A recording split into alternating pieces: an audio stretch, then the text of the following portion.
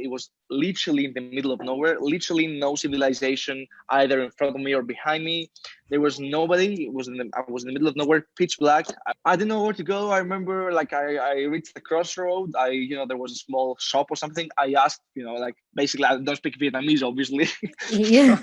so I showed them my phone. I was like, here, I showed them the name of the village, and the local guy was telling me to go like left, and the GPS was telling me to go right. Hello and welcome to another inspiring and exciting episode of Inspiring Explorers. And this is your host, Meenakshi Srivastava, also known as MyBohoVoyage. Inspiring Explorers is all about inspiring you with the inspiring life journeys of our amazing guests and also share and talk about some of their travel experiences that are not limited to sightseeing.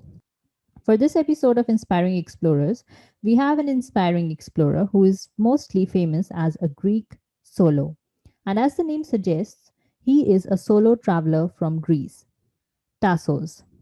Tasos has been a solo traveler for a while now. He dropped out of college, and did you know education in Greece is free? And yet, Tasos dropped out of college to do what he loves the most, traveling the world. Let's listen to Taso's inspiring life journey from being an architecture student to becoming a full-time solo traveler. Guys, if you're listening this episode on Spotify, please follow, and if on Apple Podcasts, then please subscribe and please leave a review about the show. It helps me bring you more awesome episodes. Also, if you guys are watching this episode on YouTube, please do subscribe to my channel, My Boho Voyage, MyBohoVoyage, My Boho Voyage. Come connect with me on Instagram to catch me and my guests go live on Instagram as well as Facebook. Also, if you guys are on Clubhouse, you can search me by My Boho Voyage or by my name, Meenakshi Srivastava, and connect with me there. Let's have some awesome conversations on Clubhouse. All the links are provided in the description box below. So, without any further delay, let me welcome our amazing guest for today, Tasos, also known as a Greek solo. Welcome you to Inspiring Explorers, Tasos. So happy to have you on our show. Meenakshi, it's my pleasure. It's my pleasure being here. Hello from Mexico. And you are like from Greece, but you're in Mexico, and it's the COVID times. So how are you managing like traveling in a different country?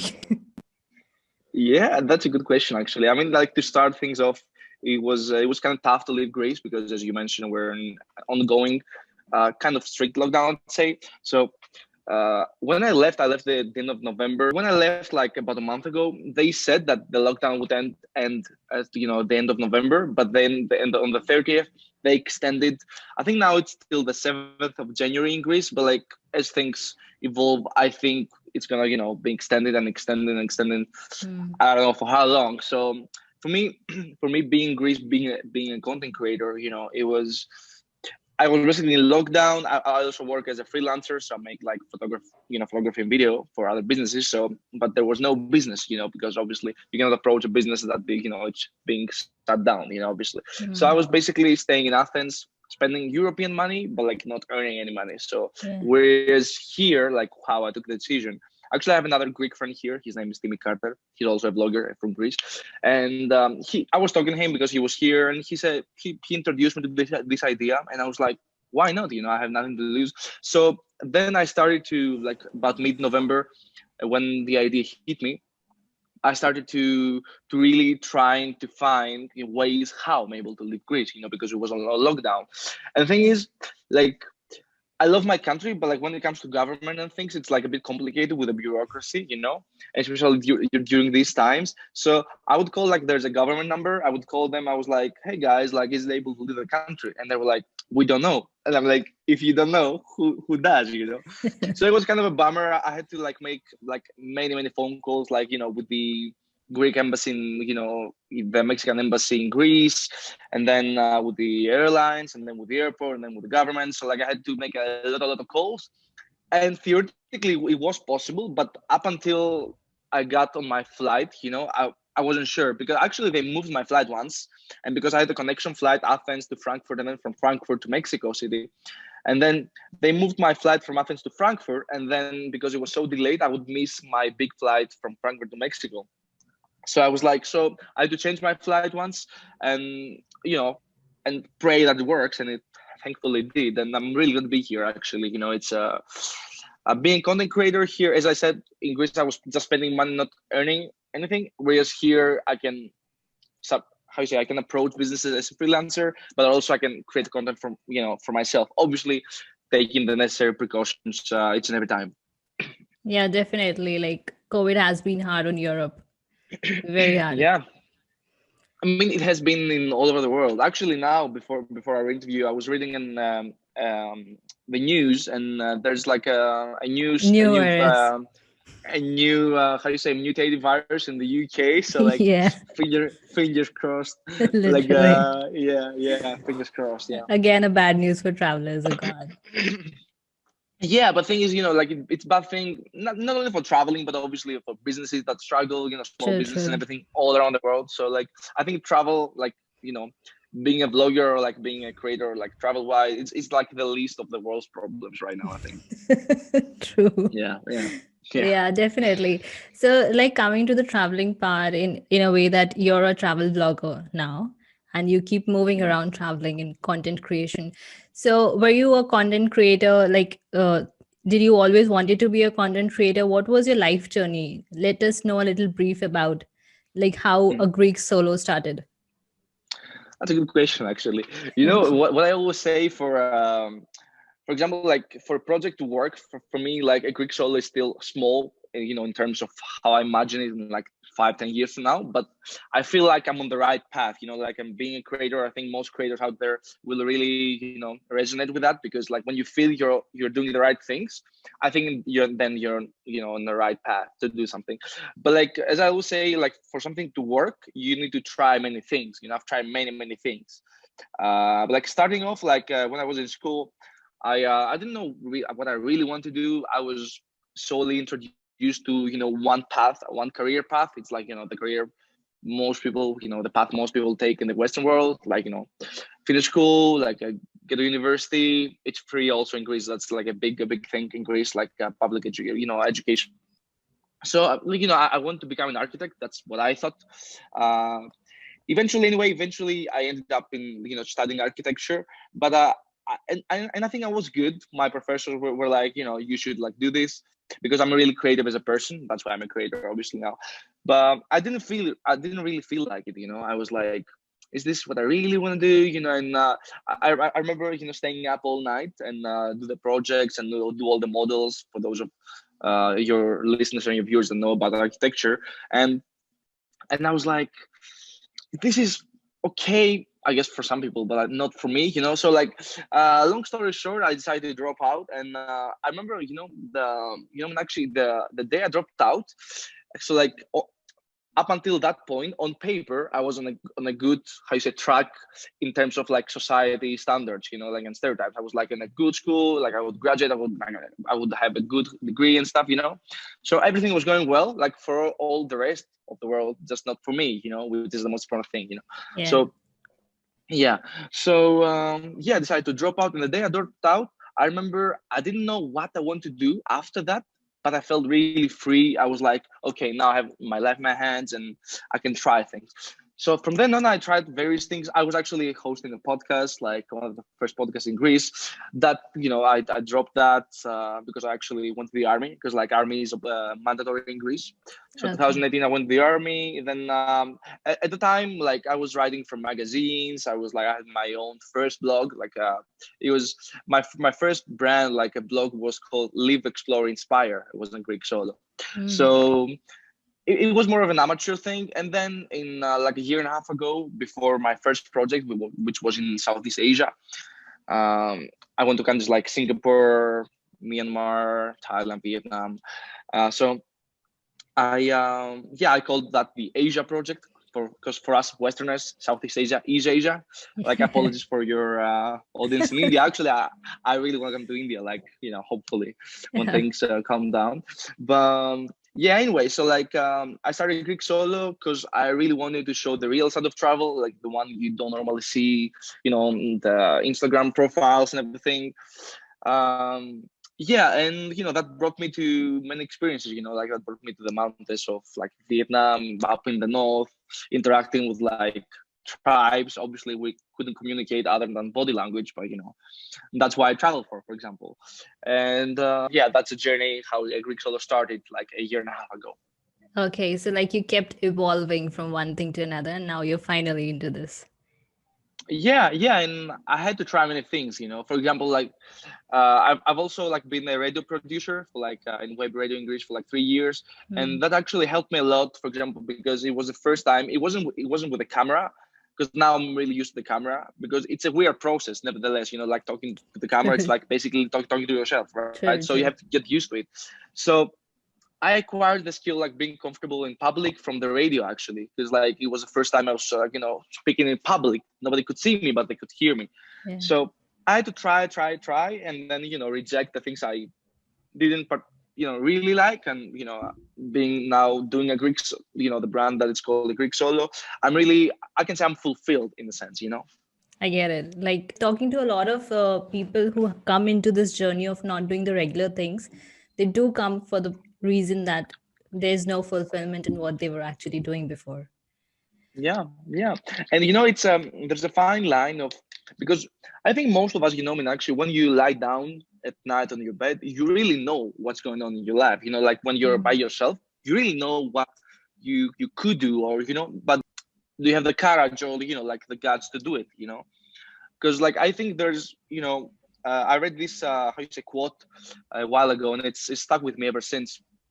He was like, if somebody has been successful in what you aspire to do, then you don't have any excuse. No excuses. You can do it yourself.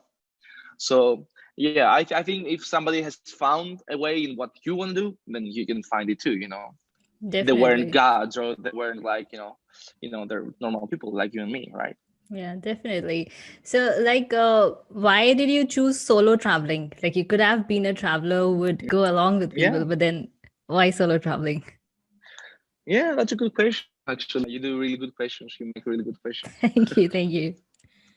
No worries. So why solo travel? Yeah, I mean, like I didn't start like doing solo travel.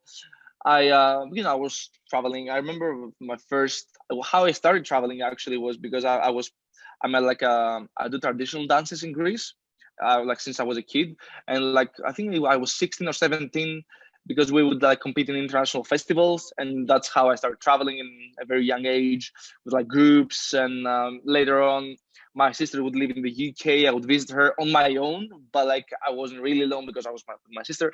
So like I took baby steps. What I always say is you cannot go from 0 to 100. I cannot go from how you say, being comfortable in my couch or my living room, for example, back in Greece, back in my home, wherever that may be, to go and backpack Asia or backpack Latin America. True, You, true. you need to do baby steps. So like I traveled with friends, and I think the solo travel started.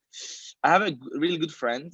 His name is George, back in Greece, and he was the first one that introduced me to solo travel. He'd been to Asia, and at the time, I think it was 2017 or 16. I'm not sure now, but I was asking him the same questions I get today. I was asking me, "Oh, are you afraid? Is the world like a dangerous place?" And all these questions. And the real answer was, I wasn't feeling, I wasn't feeling like it. But once I did, and I started doing, traveling this way, I really, I felt free. And now for me, it's really tough actually to travel with anybody else, to be honest. So yeah. Yeah, definitely there are different kind of travelers, and the solo ones are the one who are more free spirited, to be honest, searching for, Yeah. a lot of things around there. So basically, your Greek solo touches the cultures of the world. Like Mhm. you want to touch the cultures and not. It's all about offbeat traveling and not like the regular traveling.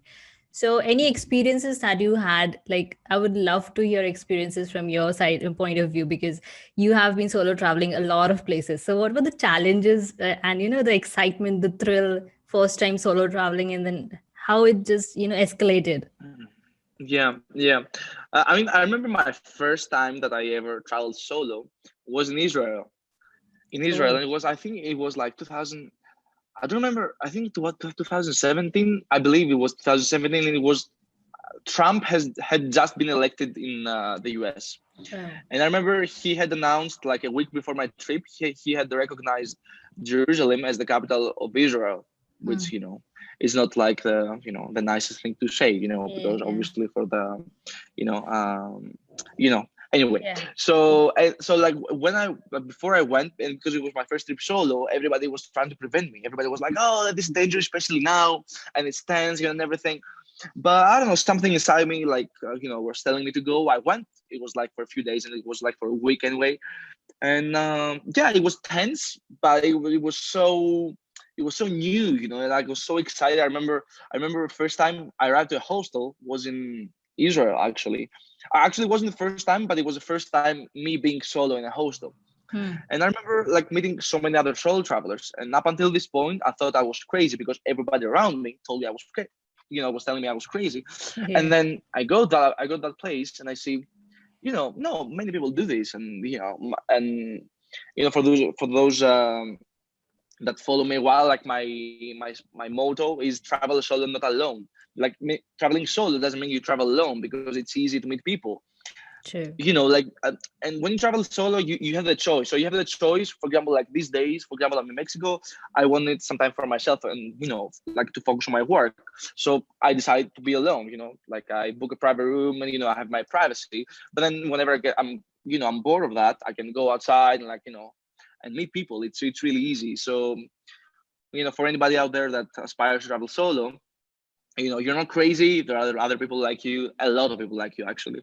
So go do it and don't be scared. Or the world is a much safer place than it appears on the news. That's for sure. Definitely, definitely. Like they talk about a lot of South Asian countries.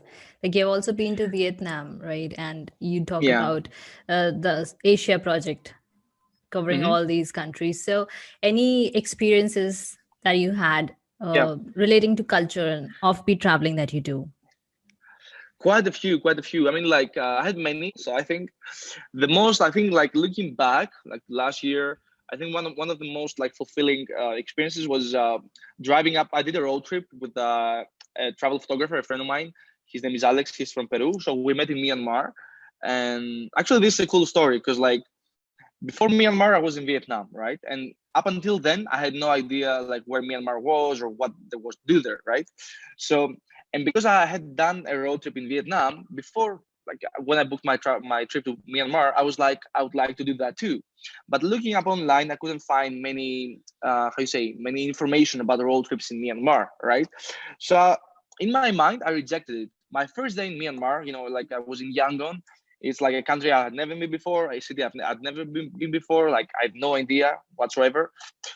So my first day, I meet this guy Alex, and so we're talking. I was like, "What are your plans? What are you gonna do?" He'd been in Myanmar for like 4 months already, and he's like, "I have a bike and I want to do a road trip." And I was like, "Cool! Like that's what I want to do, And that's like to me, that's not a coincidence. Like something I had on my mind. I find somebody else that wants to do the exact same thing, and that happens like a lot, during my travels. Anyway, so our goal was to travel to West Myanmar, a state called the Chin State, where there's an ancient tradition with some women from that state that have tattoo on their faces, and that tradition actually was outlawed, was forbidden in 1962, if I'm not mistaken. Okay. So the current generation, like the old women holding this tradition, is one of the last generations, to be like this. So we really wanted Yeah. to see this. Hmm. I had no idea about this tradition up until I met Alex actually, and because he was a photographer, he's like, okay, let's go there. And I remember like also, it was kind of dangerous to travel at the time at the area. So like if we were to go like normal tourists, like taking a bus from a city like Yangon or Mandalay, they wouldn't let white people, like get on the bus to go there, because there was a religious conflict with Bangladesh at the time, with a Rohingya minority. So, but because we're on our own with our bikes, we went. And we obviously like asked, like, where's the fine line, where's the dangerous area and stuff. Like, so the place we went were actually okay. So I remember, like, like arriving there and I remember the first time. So we arrived with our bikes and we see like an old woman on the road walking with tattoos, and we're like, oh my god, like we're here. It was so amazing. And then we had to trek like to find some, like, because they have like 8 different tribe types. Different tattoos with different meanings. The 2 most, how you say, well-known explanations about why they did tattoo on their face at the time were like, so there are 2 explanations. One, the Chin State women like were known to be beautiful, so the king of Myanmar at the time would go to Chin State and take women for him, because he was the king anyway.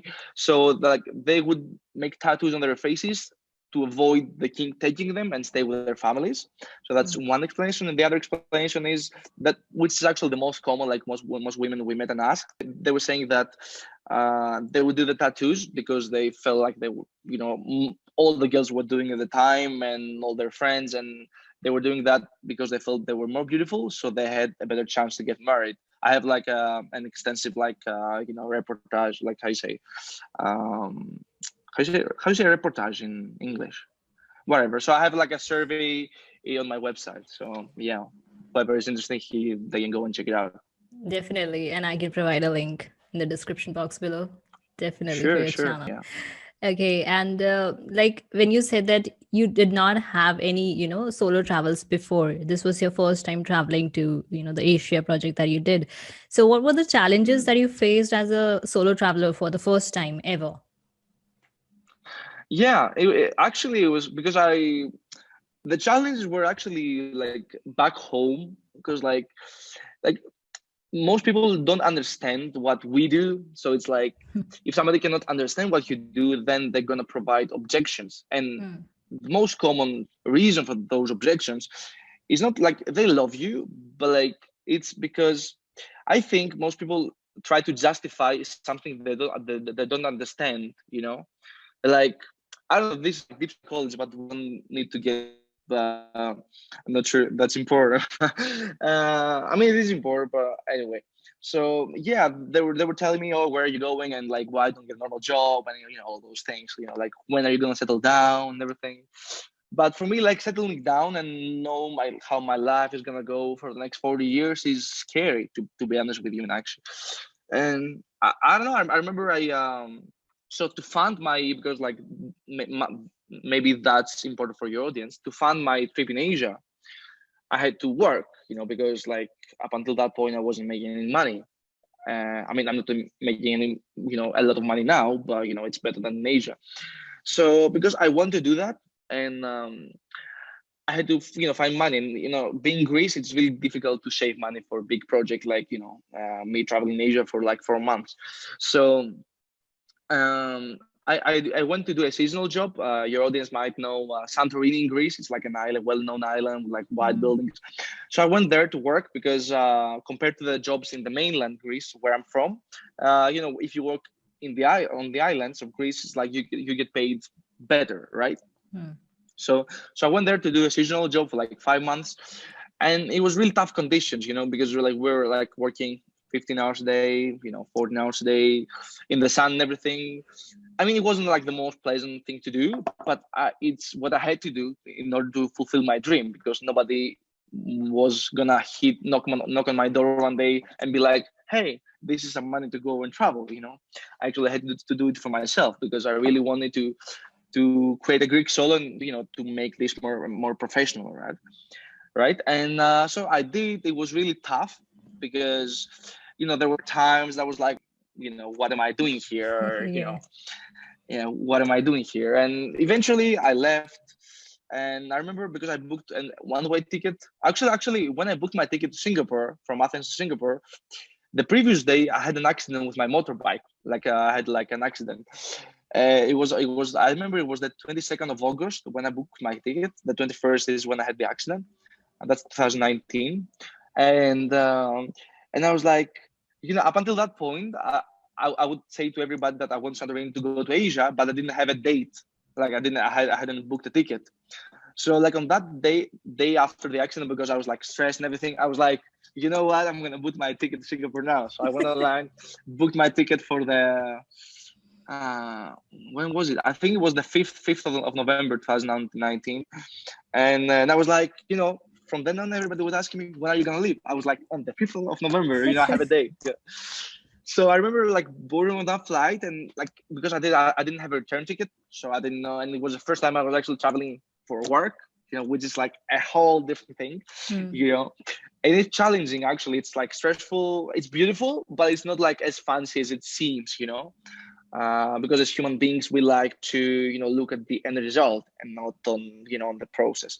Anyway, so it was the first time traveling for work. I started because at the time I wasn't vlogging. I was only doing photography and like blog posts, and I started like writing my blog posts like on the plane. It was like a 13-hour flight or something, and I was like, okay, this is interesting, and then arriving in Singapore, and I remember because I use Couchsurfing a lot, and I went to my house. He was from Malaysia, and he was living in Singapore, and he was like, I remember arriving like at 5 a.m. in Singapore, and living November in Greece is winter. I arrived 5 a.m. in Singapore. It was like 32 degrees. I'm like, what's going on here? So I go to my host. So I go to my host's house, and he's like, welcome to Asia. And I'm like, thank you. That was the first time I was introduced to the culture. I remember I had to leave my shoes outside of the house because that's what you do in Asia, right? And I don't know, it was a beautiful experience. Like, but the more challenging part was like before, and then I had some challenges along the way. I can also mention the biggest challenge of my travels was when I was doing the Ha Giang Loop. For those of your audience that know, it's a road trip like in the North Vietnam, close to the border with China. And so there I started doing solo this trip. Like I rent a bike and started because like that's what most people do. And then I met some friends, and then I split with my friends. And then on that day that like this story that is gonna unfold, and on that day the schedule was to reach the northern part. It's like a town. It's called Lungku. It's like a small village. It's right on the border with China. And so I arrived there, and then it was nighttime. I caught the sunset, but then I had to drive 1 hour.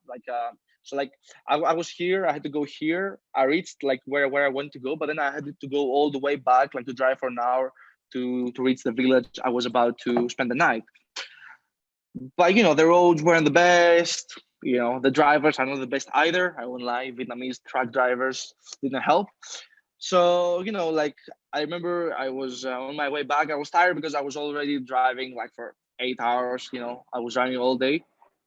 So on my way back, I actually fell from the motorbike. It was literally in the middle of nowhere. Literally no civilization either in front of me or behind me. There was nobody. I was in the middle of nowhere, pitch black. I was hit.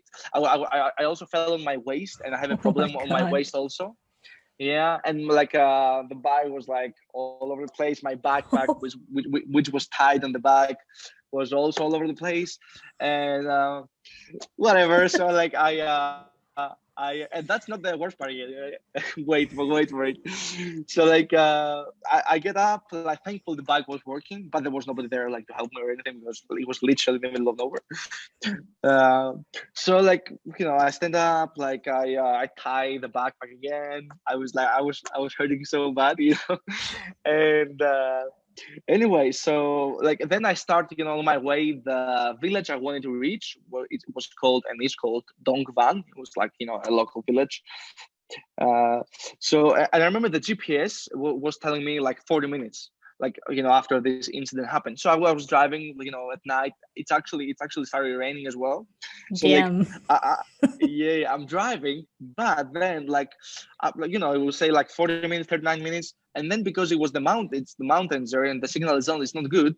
The GPS didn't know where to go. So like 1 second it would say 40 minutes, and then like 50 meters like further it would say 1.5 hour. So I was like, what happens now? I was hurt, and it was really tough. Like now I'm laughing at it, but it was Yeah, really I'm tough sorry at about the. laughing at it too. Really No, sorry, no, but that was really no, no, awful. it's fine. It's fine. It's awful. I'm laughing too. It's fine. Looking back, it's funny. I didn't know where to go. I remember like I reached the crossroad. There was a small shop or something. I asked, like basically I don't speak Vietnamese, obviously. so, Yeah. so I showed them my phone. I was like, here, like I showed them the name of the village, and the local guy was telling me to go like left, and the GPS was telling me to go right. so, Oh God. so Quite an long story adventure. short. Yeah. So long story short, I trusted the local person, and then like 30 minutes later or whatever, I arrived in my destination, and I spent the night, and I took a shower and hit the deck, and the next day everything was fine. I And continued. all So good, all good. Like you were not hurt really bad I then. mean, it wasn't all good. I was hurting a lot, but Oh God. it's I was fine. I was fine. It could have been worse. So it's all good. So Yeah. yeah, that was like a big challenge. Yeah, yeah. Yeah. Any tips for the travelers, solo traveling anywhere in the world? I mean, Any bonus tips? yeah, there are many tips. I mean, like because most people that don't do solo travel, and for example, now I'm in Mexico. Everybody's texting me, oh, like in Mexico is dangerous and everything, because they watch Narcos on Netflix, and you think the whole Mexico is like narco people. No, the everyday. What I always say, the everyday people that sell champurrado. Champurrado is like a type of cacao here. The everyday people that work outside, they're not narco people. They're everyday people going on, with their lives, and they're harmless, and they're there to help. Actually, Mexican people are some of the friendliest people I've seen. They're so friendly, honestly. So yeah, like the common question I get a lot from people that don't do solo travel is about danger. So so what I would advise is to actually, you know don't like take for granted what you see on the news or what somebody else tells you, because like when somebody tries to prevent you from going somewhere and they haven't been actually there, because they tell me don't go to Mexico, but the person that gives me that advice hasn't been to Mexico. Mm. Like let's say they tell me don't go to Vietnam, the person that gives me that advice hasn't been to Vietnam. So pay attention, sorry, to who's giving you the advice. That's not my quote, that's Gary Vee's quote, but I agree with that. So pay attention to who's giving you the advice. Two, just go for it, and if you feel like it, you'll see that the world is a safe place. I mean, there are dangerous neighborhoods in Mexico, there are dangerous neighborhoods in London, there are dangerous neighborhoods, I don't know, in India, there are dangerous neighborhoods everywhere around the world, like anywhere in the world. True. So you take the precautions, and you pay attention to the same things that you would pay attention to back in your country. For example, I won't go and walk in Mexico in the middle of the night in an empty street. I'm not stupid. Hmm. So you just use your common sense, and you'll be fine. The world will take care of you. Obviously, there are going to be some struggles along the way. I mean, depends, because you can travel solo in a touristic way, but if you, for example, that experience I just described to you, you know it's because I chase the unknown, and that's what fulfills me. That doesn't mean that's the only way to travel solo. We can travel solo in Vietnam. Vietnam is a really touristic place. You can find, it's really easy to travel, and most places that you actually go, it's easy to travel. It's, some of us take the extra step because we search for the adventure, but and that's okay, but that doesn't mean that that's the only way to travel.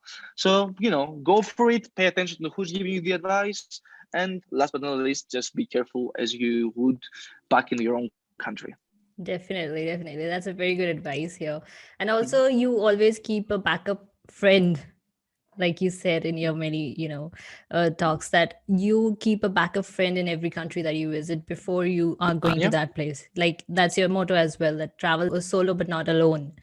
So I guess yeah, people can, yeah. get into that as well. Exactly.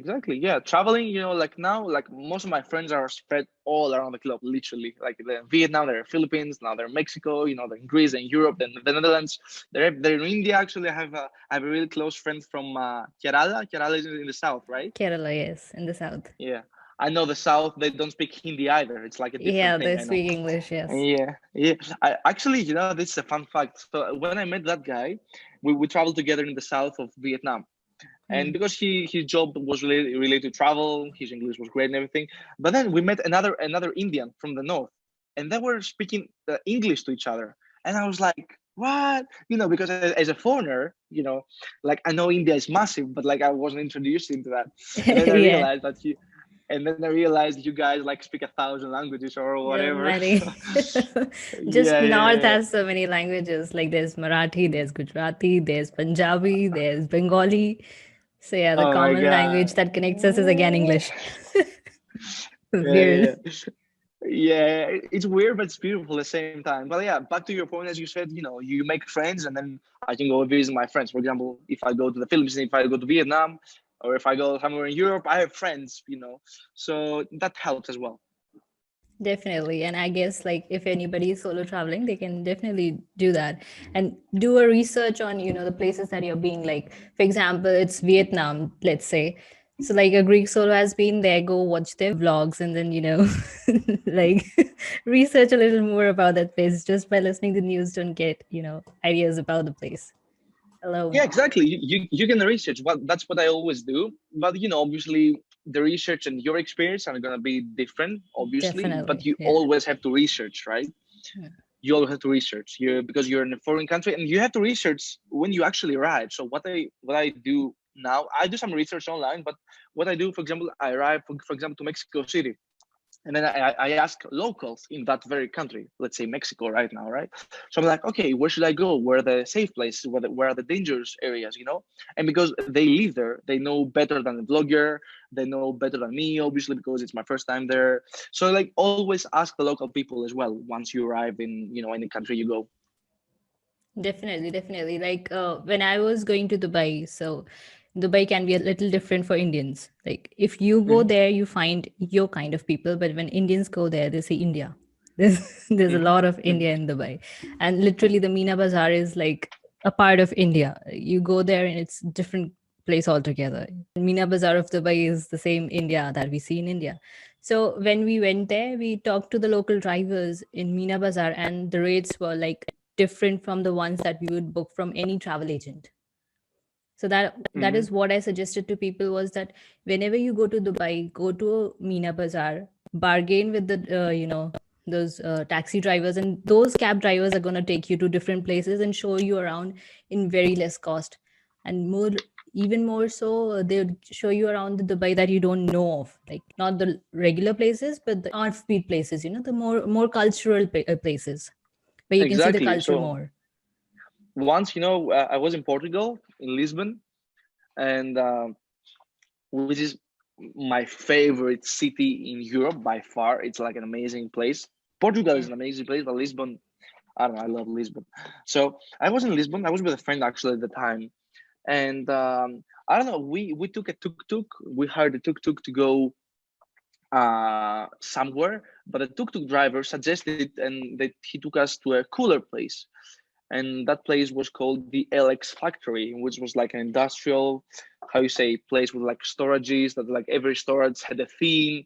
For example, they had like a storage for like that where they made solely coffee, and then they had another storage like a bookstore, and they had another place like that they would do, how you say, objects solely out of wood. And we had no idea about this place, so it's like the exact same tip that you just mentioned.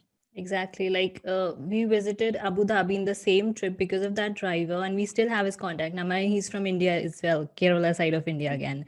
So he showed us around, and then he made a shop in, like otherwise you would go to different shops and you wouldn't know where the fine products are. But then he gave us the best prices, and in the end, he even paid for our chocolate and dates, etc., because we became so good friends. So that is how you talk to the locals, and you get to know a lot more about the culture rather than if you're going with a touristy sightseeing Exactly. kind of a thing. So yeah, that's Exactly. amazing. So Tassos, This was like a lot of adventure stories from you. But any future plans, like, and how COVID changed your plans? Like, being a Yeah. solo traveler, you started your projects and you were looking for more. So, how did COVID change your plans? So yeah, that's a good question. Also, so I remember I headed back to, so like towards the end of the Asia project. It was February 2020, and I went back to Vietnam because I wanted to teach English there because it's quite common to teach English in Vietnam and in many Asian countries actually. But Vietnam is like well known for travelers and expats. I have many friends that do this.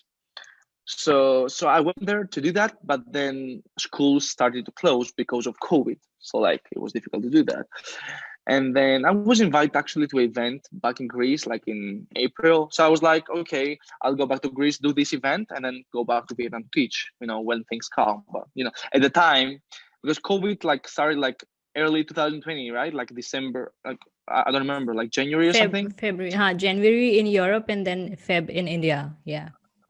Yeah. So like when like it started in Wuhan Yeah. or It was in whatever it's called. January, Wuhan. Yes. Yeah, I was in Thailand at the time, and because like Europeans are not really educated, so Europeans think like Asia, like it's like that Thailand's next to China, which is close, but it Yeah. was kind of far. So anyway, I was at the time we didn't have many data, so I was like, okay, I'll go back to Greece and then go back to Asia. But then as soon as I arrived to Greece, late I arrived like I remember like almost like early March, late February or something. And then like the next week, Greece goes to lockdown, and I was in lockdown for many months, and it was actually tough because I was used to a different lifestyle up until that moment, and then I was locked. But as I said, I was trying, and I still am trying not to think only about myself. This is like a global issue. Anyway, so I stayed in Greece. I got like a normal job, which like it was like my scene, but I had to save to be in Mexico now actually. Yeah. So yeah. And then the plan is like if it wasn't for COVID, I would be now either to Nepal or India. But because of COVID, I came to Mexico instead. Apologies to you guys over there, but I will come, I promise. Yeah, I came to Mexico instead because it was open. It was no quarantine, no tests, so it was like easy. Like once I landed to Mexico, it was easy to get in. But like as I explained earlier, it was tough to actually arrive to Mexico in the first place. Yeah. So yeah, it changed my plans. Because I was thinking to do like I want to do, as I told you off air, the Kadungla road trip in India in the mountains. Yeah. And I want to also like I want to do many things. I want to go to I want to do many things, but yeah, those are postponed for now. But as I always say, you adjust. That's what human beings do. If if we were having this conversation like a year ago, it would be in a totally different context. So like Definitely. and doing this conversation now, that shows you a lot about human nature and what we are actually able to do. Like I go outside to eat breakfast now, and it's like like you see people with masks, and now it's normal because your brain is able to adjust to that, and it Yeah. justifies it as normal, which it's not, by the way. It's a new normal, but like Yeah. so yeah, Definitely. it changed my plans, but I have to adjust. So yeah, the current plan is to travel a bit through Latin America. Hope that this new virus in the UK doesn't like spread, and we have Yeah. like a and we have a whole like 2020 all over again. I really hope I don't not. want that again. No. Yeah, no, please not. So anyway, so yeah, the plan is to travel in Latin America, make some more content, and then hopefully if Asia opens, I want to go to Vietnam straight from here. But things change. I don't know, something might happen, and I go back to Greece. I don't know, but yeah, that what's for sure is I don't want to go back to Europe anytime soon, like until things really calm down. One thing 2020 has taught us is not to make long-term plans. I just take it day by day, week by week, month by month, and try my best each and every day. Definitely. And 2020 has also taught us to be, a little more flexible with our plans. Like, don't Yeah, make plans, exactly. just be flexible with whatever you're doing. So I would like to ask you one more thing, that being in Mexico, what all cities did you cover, and currently what is your daily routine, in Mexico? Yeah, sure. So I arrived in Mexico. I've been like almost a month. Like in like 5 days, it will be a month that I'm here. So I'm like 25 days here. Yeah. So I was in Mexico City for like 12 days, like almost 2 weeks. Then I went to Puebla. It's a city 2 hours south of Mexico City. It's a small town. It's a beautiful town. I stayed there, filmed some more. I did some more. Then I came to Oaxaca, where I'm here, and what happened was because I'm irresponsible. Normally, I'm responsible with my things, with my belongings and everything. Like in the like 5 years I'm doing this on and off. It's the first time I ever lose something. So but things can happen. So I lost all of my. I had a bag with all of my hard drives. I just released a video on my YouTube, and I had a bag with all my hard drives, all my cables, and all my chargers for laptops, for cameras, and everything. So in those hard drive was all of my footage from Asia, from Mexico. Also, I had all my videos from the Mexico series. So I lost all of that. So now in Oaxaca, and now actually in that bag was also my passport, Oh, damn. which luckily enough, a kind kid, like around 70 years old, found it on the street. Oh. So obviously somebody took my bag and like took all the things and threw the passport in the street. So he literally told me like I found on the street outside the stadium, like 5 minutes from the bus station. So yeah, I have my passport back. Thankfully, he found me on Facebook. He gave it to me. Really kind person, and that tells you a lot about Mexican people as well. Mexican people. Obviously, the person that took my things is not decent, but the person that found my passport and reached out to me is decent. So they're good and bad people all around the world. Definitely. Anyway, so my daily routine now. So like I arrived in Oaxaca, was a bit stressful, as you can imagine, because I lost my passport and all Definitely. basically 3 weeks of work, like Yeah. tough work, because I had made like really good videos. And the videos I make, because I try to connect with locals, as you say, that takes a lot of time. I have to connect with locals. The locals have to take me somewhere, so that takes some time, and energy and planning and filming and editing, whatever. So I lost many stories, also like my backup from Asia. So now it was a bit stressful, but like I think I'm back on like track. I have to film some more. So now, and what I said in the video was like, for example, I could be frustrated, which I am, obviously, because my work was my passport and everything. But I can let that affect me, or I can, use that. Maybe that's an indication for me to work harder, or to make better content. So what I'm planning to do now is to actually double down. So now I have to make double the content I made for 3 weeks. To basically create the things I lost. From my hard drives and my content. So my daily routine basically is, so what I like to do is I like to first script and like first find the ideas for the videos I want to create. Then if I need a local, then find a local that might help me with that idea, because in Mexico also you have to be careful, obviously, because I like to go to local areas, but obviously I won't go to local area as a white and as a person that doesn't speak the language very well, because I stand out anyway, with a camera even more so. So I try to find locals. So I script my videos, then I connect with the locals, then I film. So what I do is I film for some days. So I film for like a week all of my videos, and then I go somewhere, chill for like 2-3 weeks to edit my videos, and then I post them on YouTube.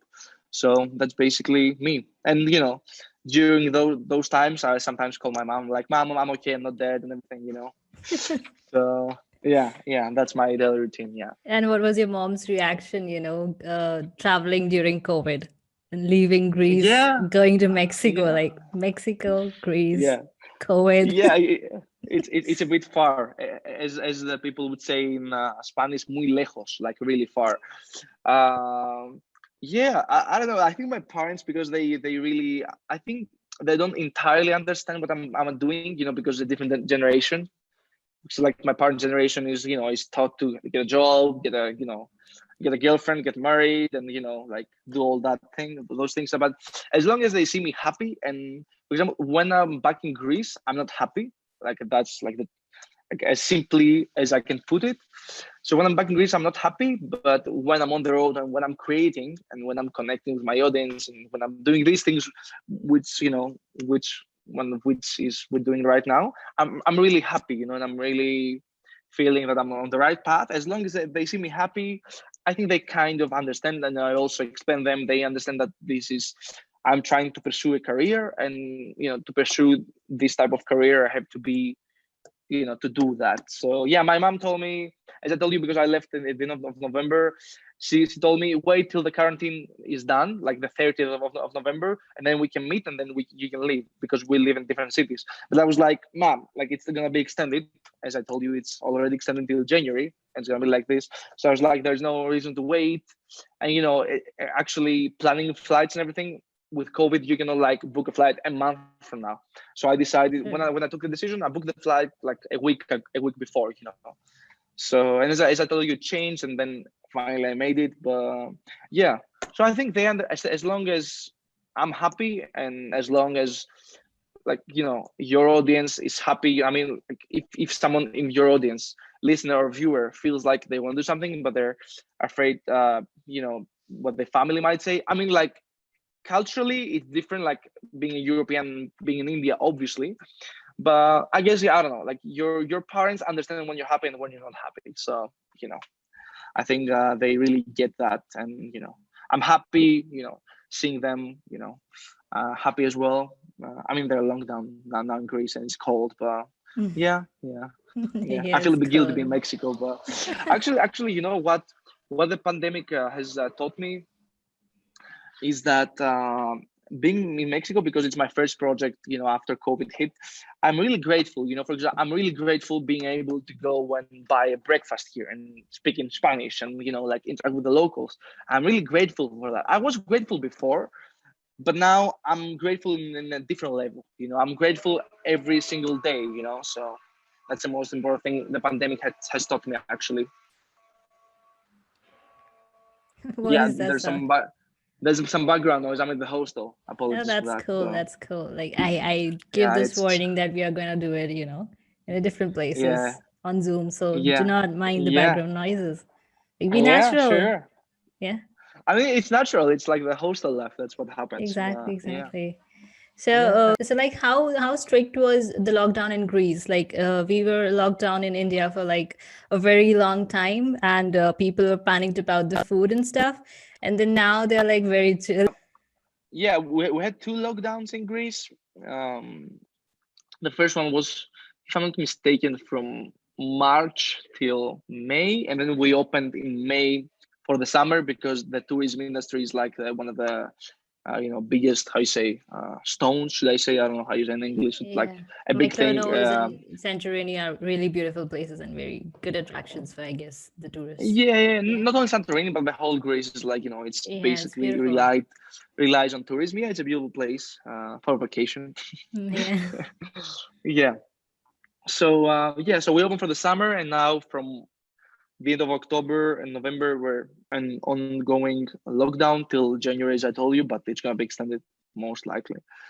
So it was really strict. Actually, I read a survey from the University of Oxford the other day. Greece is on the top 5 countries with the most strict lockdowns in the world. So it's like Venezuela, and then Honduras, and then I don't remember some other countries, and then number 5 is Greece. So like, how strict is the lockdown? Actually, when the first lockdown came around in March, everybody was panicking, and everybody was like rushing to get food and everything, like it was wartime. But obviously that kind of makes sense, because it was a new situation, so like people don't know how to react to it. Now, as we mentioned earlier, we adjusted to the situation. So now people are more chill, I'd say. I mean, they're used to it. But like, to explain you how strict it is in Greece, you have to, in order to go outside, you're only allowed to go outside for very specific reasons, like going to the groceries, or go to the pharmacy, or go to the doctor. That's it. And go to work, obviously. But most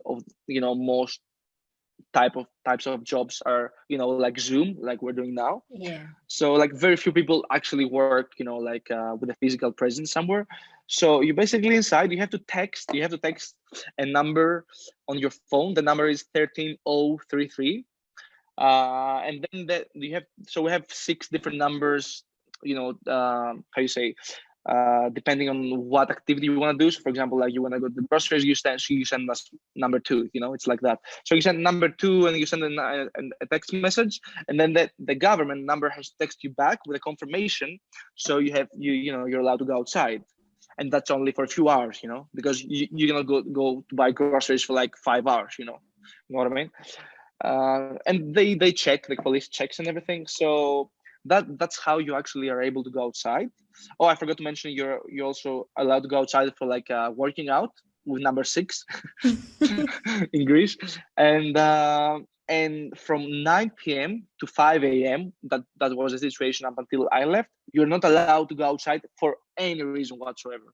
Like you're just not allowed to go outside. It's like forbidden, So on this survey, I read that their strictness scale was from 0 to 90, like 0 being the least, 90 being the most strict.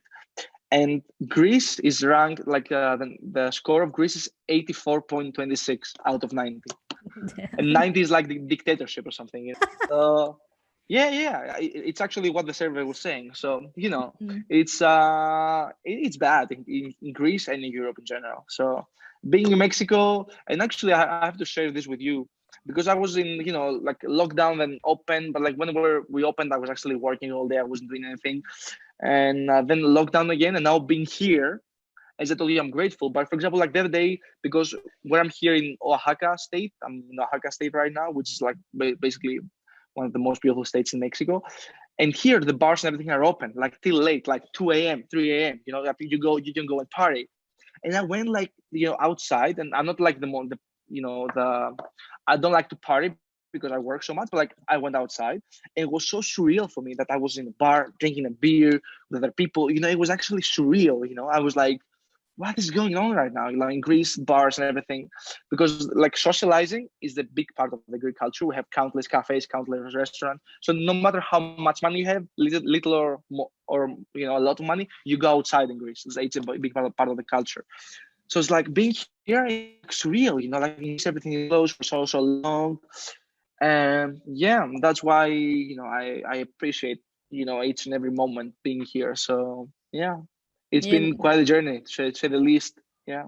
Yeah, now you're savoring all of it that we all took for granted before. Yeah, exactly. And it feels so much. You feel more rich in a sense. You're like, this is beautiful. Like what we do. Because I have friends that they travel like for many years. Ongoing travel. And when you do that type of thing, you kind of get used to it, because you're like, okay, I'll go to Brazil after, or I go to Colombia, or I'll go wherever. And up until before COVID, this was like, okay, it was okay to do, it was normal. But now you really appreciate, and I think that's one of the big positives the pandemic has brought.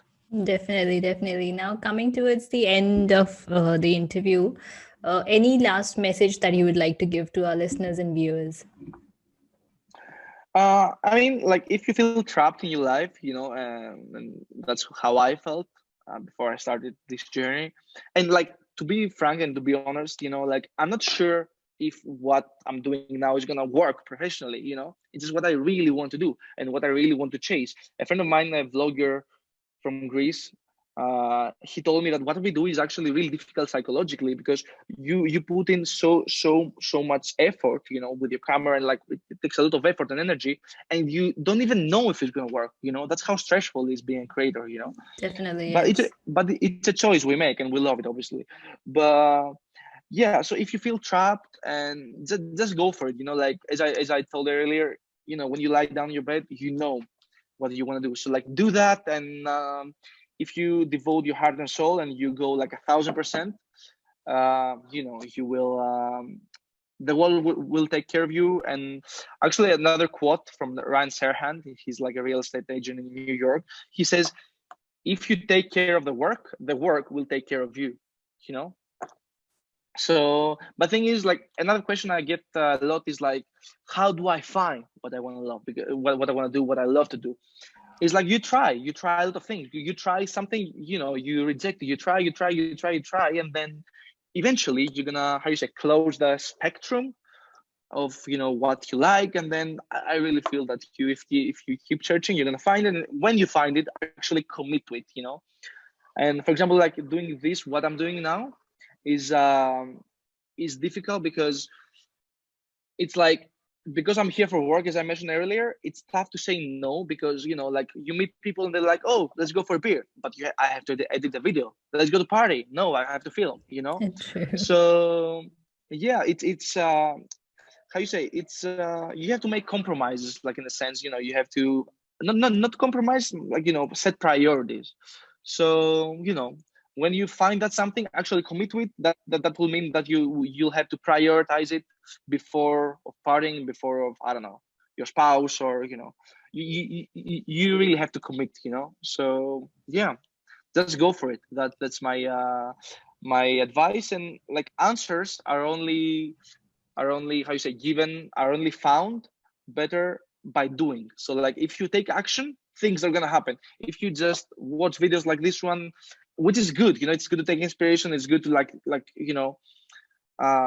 get inspired, but like, that's what I do also. Like, I get inspired, sorry, but then I act on the inspiration I got. So Definitely. it's perfect. It's perfect to get inspiration. It's great to do, to read books, and to listen to audiobooks, and watch series and movies. But then you actually have to act, because your life is different than my life, it's different than Minaxi's life, it's different than Gary V's life, it's different than anybody's life. So you have to go out there and like do things that are gonna work for you. So yeah, go out there, do, and then things happen magically. So yeah, that's it.